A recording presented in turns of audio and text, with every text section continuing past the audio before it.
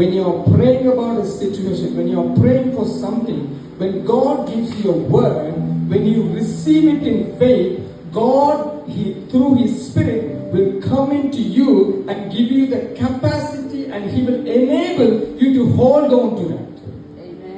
உங்களை பயப்படாம கலங்காம இருக்க சொல்றாரா அப்படின்னு சொன்ன ஆண்டவர் என்ன சொல்றாருன்னா, நான் சொல்ற வார்த்தையை நீ ஏற்றுக்கொள், அதை நீ ரிசீவ் பண்ணு, நான் உனக்கு தேவையான கிருபைகளை தந்து நீ இந்த நேரத்துல பயப்படாம கலங்காம இந்த யுத்தத்தை நான் செய்வேன், நீ நம்பியிரு, நான் செய்வேன்.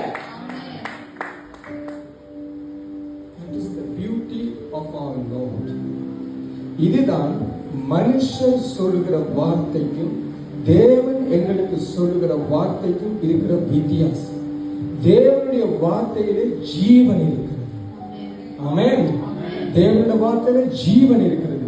அந்த ஜீவ வார்த்தை அவர் எங்களுக்கு ஒரு ப்ராமிஸாக நாங்கள் ஜெபிக்கும் பொழுது எங்களுக்கு ஒரு வாக்குத்தத்தமாக அதை தாரார் என்று சொன்னா, அதுக்கு தகுந்த கிருபைகளை தேவன் எங்களுக்குள்ளே உண்டாக்குவார்.